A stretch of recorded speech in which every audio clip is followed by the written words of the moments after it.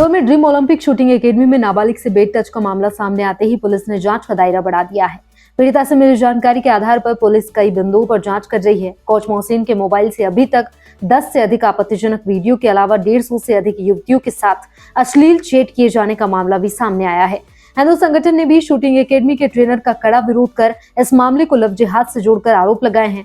इस बीच Olympic shooting academy के coach Mohsin Khan के खिलाफ छेड़छाड़ और दुष्कर्म की 2 और एफआईआर दर्ज कर ली गई है। ड्रीम ओलंपिक शूटिंग एकेडमी के कोच मोहसिन खान की 2 नई पीड़िताओं में महिला वकील एलएलएम कर रही है। दूसरी एक आदिवासी महिला है जो कि एकेडमी में काम करने जाती थी। शिकायतकर्ता युवती मीडिया के सामने आई और पूरी बेबागी से मोहसिन की करतूत को मीडिया के सामने प्रस्तुत किया। युवती ने मोहसिन पर कई आरोप लगाए हैं। पीड़िता ने बताया कि मेरे सामने ही मोहसिन ने 1.5 महीने के भीतर कम से कम 10 लड़कियों के साथ इसी प्रकार की हरकत की। वह राइफल पकड़ने के बहाने युवतियों को बेड टच किया करता था।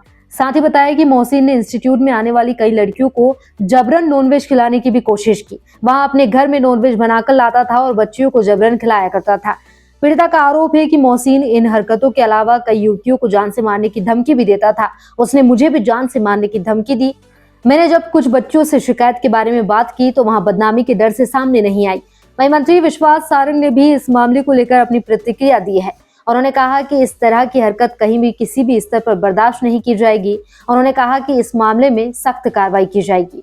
मैंने मोहसिन के यहाँ पे जॉब ज्वाइन करी थी एज असिस्टेंट। तो मैं उसके यहाँ पे जाती थी। उसका जो एकेडमी थी उसकी रेंज 3rd फ्लोर पे थी और वो 2nd फ्लोर पे रहता था। तो मैं जब भी जॉब पे जाती थी तो किसी ना किसी बहाने मुझे नीचे बुलाता था उसके फ्लैट पे। मतलब आप मैडम अभी बच्चे आए हुए नहीं, ऊपर आप नीचे ही बैठिए मेरे साथ, ऐसे ही कुछ बातें करते हैं ये वो। तो एक दिन मैं जब गई थी उसने मुझे नीचे बुलाया तो उसने मुझसे पहले कुछ अश्लील बातें करी। उसके बाद मेरे को बेड टच करा। उसके बाद मैंने वहाँ से मतलब मैं घबरा के उठ गई और मैं ऊपर चली गई। फिर उसने मुझे नेक्स्ट डे फिर से बोला कि मैडम आप नीचे ही बैठिए, थोड़ी देर अभी बच्चे नहीं आए हैं। तो मैंने बोला सर मैं जॉब करने आती हूँ, मैं ऊपर रेंज में बैठूँगी, मैं आपके घर में नहीं बैठ सकती हूँ। फिर महीने भर तक उसने मुझसे यही ऐसी अश्लील बातें करना, मेरी जाति को लेके कुछ बोलना, बेड टच करना, उसने ये सब हरकतें करी और वो मेरे सामने दूसरी लड़कियों के साथ भी ये सब करता था। फिर मैंने एक दिन उसको बोला, मतलब लड़कियों को मैंने बोला कि हम इसकी कंप्लेंट करते हैं, ये सबके साथ ये हरकतें करता है। तो वो उसने मतलब लड़कियों को मेरे खिलाफ भड़काना चालू कर दिया कि मैडम तो ऐसी है, तुम मैडम के चक्कर में मत पड़ो ये वो। और फिर इसी के चलते मेरी मोहसिन से एक दिन बहस हुई और उसने मतलब मैंने बोला सर मैं आपकी कंप्लेंट कर दूंगी, ये सब कर रहे हैं। तो उसने मुझे बोला कि आप मेरा कुछ बिगाड़ ही नहीं सकती, मेरी बहुत ऊपर तक पहुँचे ये वो। और इस बहस में फिर उसने मेरे को मतलब लड़कियों को भी मेरे खिलाफ कर दिया था और फिर उसने मुझे जॉब से निकाल दिया। पीड़िताएं सामने आ गई है। इसमें जो मुख्य बात निकल के आई है कि लड़कियों ने आरोप लगाया कि उस शूटिंग एकेडमी में जो हाथ में कलावा था वो निकाल लिया गया, जय श्री राम नहीं बोलने दिया जाता था, मांस खाने पे मजबूर किया जाता था, सलाम वालेकुम बोलो, कलमा पढ़ाया गया। देखिए इस तरह की हरकत कहीं भी किसी भी स्तर पर बर्दाश्त नहीं की जाएगी। हमने पहले भी सख्त कार्रवाई की है और इस पर भी सख्त कार्रवाई होगी और नज़ीर प्रस्तुत होगी।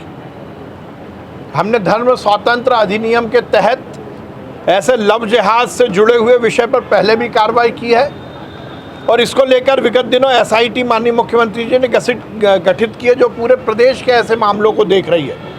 निश्चित रूप से एक गंभीर मामला है और बहला फुसलाकर या दबाव बनाकर यदि बेटियों को धर्म परिवर्तन के लिए मजबूर किया जाएगा तो यह मध्य प्रदेश में बर्दाश्त नहीं होगा। ऐसी कार्रवाई होगी कि आगे कोई इस तरह की हरकत ना कर पाए। पुलिस ने तुरंत संज्ञान लिया है, जो भी बेटियां पीड़ित हैं उनके बयान भी लिए हैं और जो इस तरह के पूरे मामले में दोषी है उस पर सख्त से सख्त कार्रवाई की जाएगी।